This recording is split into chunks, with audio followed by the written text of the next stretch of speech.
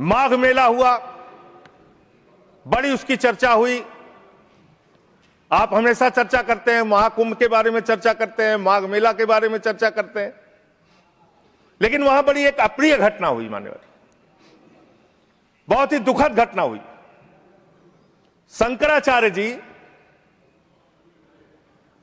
परम पूज्य अवमुक्तेश्वरानंद जी जा रहे थे स्नान करने के लिए। उनको प्रशासन के द्वारा उनको रोका गया। उनके शिष्यों को, उनके बटुकों को चोटी पकड़ पकड़ के घसीट घसीट के मारा गया उनको। और इतना ही नहीं, उनकी एक मांग थी कि अगर प्रशासन या सरकार मुझसे वार्ता कर ले और अपनी गलती मान ले तो मैं स्नान करूंगा। ना उनसे किसी ने माफी मांगी और ना ही वो स्नान कर पाए। बिना स्नान किए शंकराचार्य जी वहां से चले गए। और भी शर्मनाक बात यह है, आप कितने बड़े धर्म के ठेकेदार हैं। आप देखिए कि आप शंकराचार्य जी को तहसीलदार के माध्यम से चिट्ठी भेज रहे हैं, कह रहे हैं बताओ आप शंकराचार्य हो कि नहीं हो। अरावली पर्वत को साबित करना है, बताओ तुम अरावली पर्वत हो कि नहीं हो। दिल्ली की जहरीली हवाओं को साबित करना है, बताओ हवाओं तुम जहरीली हो कि नहीं हो। इस देश के मतदाताओं को साबित करना है, बताओ तुम भारत के नागरिक हो कि नहीं हो। और शंकराचार्य जी को साबित करना है, बताओ आप शंकराचार्य हो कि नहीं हो। जो लोग अभी तक 12 साल में अपनी डिग्री नहीं दिखा पाए, वो शंकराचार्य से शंकराचार्य होने का प्रमाण मांग रहे हैं। यह है आपकी धार्मिक ठेकेदारी। इस तरह से आप धर्म की ठेकेदारी करना चाहते हैं तो देश के अंदर नफरत फैलाकर जो आप राजनीति कर रहे हैं, लोगों के हक को मार के जो आप राजनीति कर रहे हैं, इसका कोई बहुत देश के विकास, कम से कम विकसित भारत आपकी इस विचारधारा, इस सोच से तो नहीं बन सकता।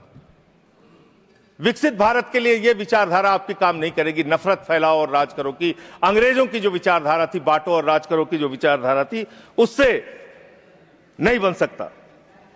मान्यवर, बात कर लें विदेश नीति की।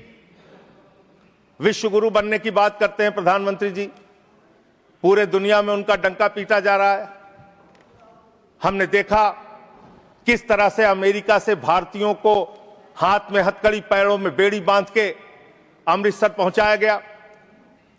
हमने देखा कि किस तरह से सीज फायर के लिए कम से कम 70 बार अमेरिका का राष्ट्रपति ट्रंप कह रहा है कि उसने ट्रेड डील की धमकी देकर सीज फायर कराया, ट्रेड खत्म करने की धमकी देके। हमने देखा कि किस तरह से चीन यह कह रहा है कि वो सक्सगाम में निर्माण कार्य करेगा और आपकी पार्टी के दफ्तर में उनके प्रतिनिधि मीटिंग कर रहे हैं। उसी दिन वो बयान दे रहा है, बीजेपी के दफ्तर में वो लोग मीटिंग कर रहे हैं, उसी दिन चीन का बयान आ रहा है कि हम सक्सगाम घाटी में निर्माण कार्य करेंगे, पुल बनाएंगे, सुरंग बनाएंगे। आपकी विदेश नीति क्या है? बांग्लादेश में हिंदुओं की हत्याएं हो रही हैं, उस पर आप खामोश रहते हैं, चुप रहते हैं, बोलते नहीं है। आप किसी भी मामले में सामने मुखर होकर सामने आके स्पष्टीकरण नहीं दे रहे हैं। अभी एक एप्स्टीन फाइल की चर्चा हो रही है पूरी दुनिया में, उसके बारे में भारत के प्रधानमंत्री को आरोपित किया गया।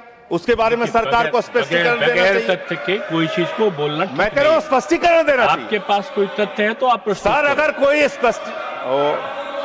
मैं ये कह रहा हूं मान्यवर, संसद है, इसमें अगर आपके पास कोई स्पष्टीकरण तो देना चाहिए। अगर कोई आरोप लग रहा है, हमारे देश का अपमान है मान्यवर। इनके बोलने के बाद मैं आपको समय देता हूं। आप कैसा काम करना चाहते हैं? खत्म होने से बाद देता हूं। अरे भाई, आपके भारत के प्रधानमंत्री पे आरोप लग रहा है, आप लोग उस आरोप का जवाब नहीं देना चाहते।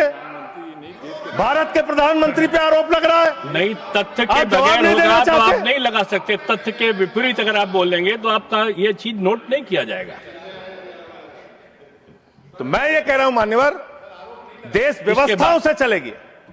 यहां बैठे हैं जावेद भाई, संभल के अंदर एक जज ने न्याय का फैसला दिया और उस जज का ट्रांसफर कर दिया जाता है। यह जुडिशरी की हालत आपने कर दी है, यह कर दिया आपने। देखिए, न्यायालय ट्रांसफर करता है जज का। अरे मान्यवर, जज का ट्रांसफर हुआ है, अवमानना होगी। जज का ट्रांसफर हुआ है। जज का ट्रांसफर कोई पॉलिटिकल पार्टी नहीं करती। तो एडमिनिस्ट्रेटिव तो काम जो हुआ उसमें ना बोले जो कंटेम्प्ट हो कोर्ट का। और इस तरह से एफआईआर दर्ज करके लोगों के दबा के लोगों के अधिकारों को छीन के, हमारी पार्टी के तो खैर पीछे ही पड़े हुए हैं आप लोग। चैतर बसेवा एक आदिवासी नेता हैं, उनको गिरफ्तार करके आपने 3 बार गुजरात के अंदर जेल में डाल दिया।